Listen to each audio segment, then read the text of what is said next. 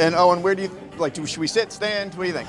So I'm standing here today with Dave Gerhardt, who is VP Marketing at Drift, conversational marketing company Drift, and they also co-author of Conversational Marketing. It's good to have you here today.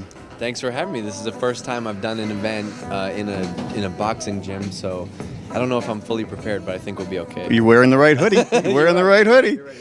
So just generally, one of the things that I wonder about and people ask about is startup culture. What's maybe something that people who have never worked at a hyper-growth startup company might not expect or might not understand?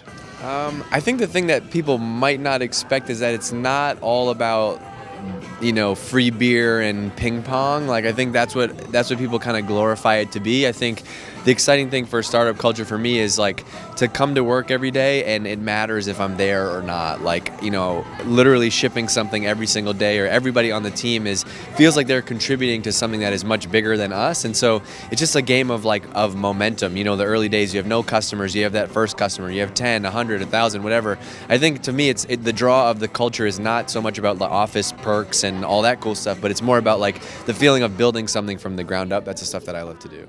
That makes sense. What would you tell people who are creatures of comfort that maybe would be thinking about startup life? Would that be a good fit for them? It depends. It really depends. I actually think I've worked at bigger companies before, and I think earlier in my career I was like, oh, this sucks. This company's big and boring.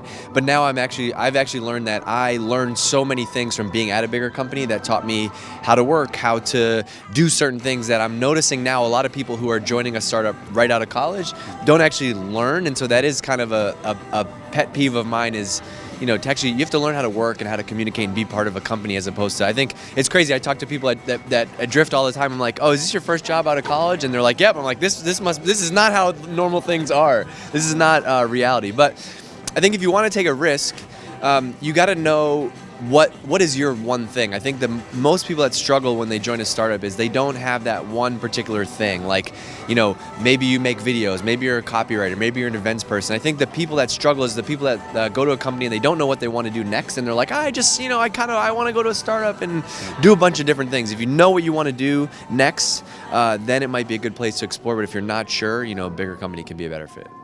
That makes sense. And one last question. I know you have a lot going on here today. When you look at the way you and your company communicates to the market via platforms like LinkedIn and video and all of that, was there an intentional discussion about the way to best reach your audience via conversational sort of marketing that way, or was that just how you guys roll?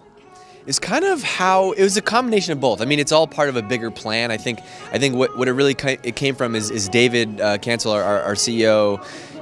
Had a conversation with him early on in the early days of Drift. He's like, look, we have to do things differently.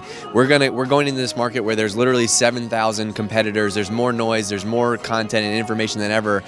The best companies today are real and authentic and human, but there weren't a lot of companies that took those values and brought them into B2B, and that's the space that we're in. I think what we've seen over the last couple of years is like, there's no more B2B, there is no more B2C, there's only marketing to people, and so everything we've done from the beginning has been about marketing to people. We want to be real. I want to be the same person that I am on this interview as if you stop me in the street on the way home, or if you catch me on a Saturday morning with my family, or I'm at work. Like, it's all about being real and authentic and human. I think that's what kind of has resonated throughout our brand. Woo! Thanks, man. Lovely. Appreciate it.